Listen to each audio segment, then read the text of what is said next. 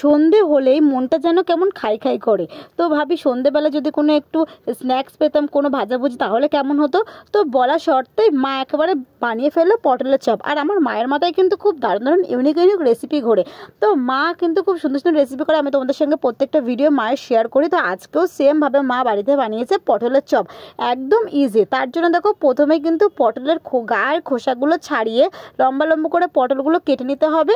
আর পটলের ভিতরে যে দানাগুলো আছে সেগুলো কিন্তু সুন্দর করে বার করে নিয়েছি।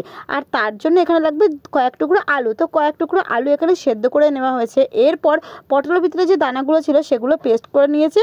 আর কড়াইতে তেল দিয়ে তার মধ্যে দিয়েছে পেঁয়াজটা একটু লাল লাল করে ভেজে নেবার পর তার মধ্যে দিয়ে দিয়েছে কাঁচা লঙ্কা, নুন, হলুদ, সব কিছু দিয়ে পেঁয়াজটা যখন লাল লাল করে ভাজা হয়ে গেছে তখন পটলের দানাগুলো যে পেস্ট করে রাখা হয়েছিল সেটা দিয়ে আরেকটু ভেজে এবার সেদ্ধ করে রাখা আলুর টুকরোগুলো দিয়ে সব কিছু খুব সুন্দর করে নেড়েচেড়ে ভেজে নিয়ে তার উপর থেকে ছড়িয়ে দিয়েছে ধনেপাতা ছড়িয়ে নামিয়ে নেবার পরে রেডি হয়ে গেল কিন্তু আমাদের এখানে আলুর পুরটা একদম তৈরি হয়ে গেছে।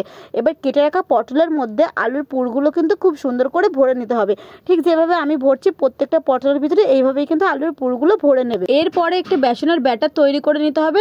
তার জন্য কিছুটা পরিমাণে বেসন, তার মধ্যে চালের গুঁড়ো, নুন, হলুদ আর সামান্য পরিমাণে কয়েকটা কালো জিরে দিয়ে বেসনের ব্যাটারটা খুব ভালো করে তৈরি করে নিয়েছি।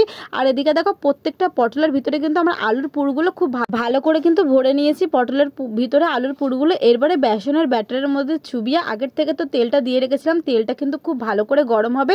আর একদম গ্যাসের ফ্লেমটা হাই ফ্লেমে রাখলেও কোনো অসুবিধা নেই। তারপরে দেখো প্রত্যেকটা পটল ছাকা তেলে একেবারে ভেজে নিচ্ছি। আর এপিট ওপিট করে উল্টে লাল লাল করে পুরো ভেজে তুলে নিলেই রেডি হয়ে গেল কিন্তু পটলের চপ। খেতে কিন্তু দারুণ হয়েছিল। আর আমি যেভাবে একদম কড়া করে লাল লাল করে ভেজেছি, তোমরা কিন্তু এইভাবেই ভাজবে। আর যখন খাবে তখন কিন্তু অবশ্যই এর উপরে গোলমরিচের গুঁড়ো, চাট মশলা বা হচ্ছে টমেটোমের সস অবশ্যই কিন্তু ছড়িয়ে দিতে পারো। আমি তো এর উপরে গোলমরিচের গুঁড়ো আর টমেটোমের সস ছড়িয়ে দিয়েছিলাম। খেতে কিন্তু দারুণ হয়েছিল, মনেই হচ্ছিল না যে এটা পটলের চপ খাচ্ছি। আর তোমরা কিন্তু অবশ্যই বাড়িতে ট্রাই করে কেমন লাগলো জানিও। ভালো লাগলে লাইক, কমেন্ট, শেয়ার অ্যান্ড চ্যানেলটা সাবস্ক্রাইব করে দিও। দেখলে তো আমার মা কত সুন্দর সুন্দর দারুণ দারুণ ইউনিক রেসিপি তৈরি করতে পারে। তোমরা আর কী কী ধরনের রেসিপি দেখতে চাও আমাকে কমেন্ট করে জানিও। আমি অবশ্যই ট্রাই করবো তোমাদের মনের মতন রেসিপি নিয়ে আসার জন্য। শিগগিরই দেখা হচ্ছে নতুন রেসিপিতে।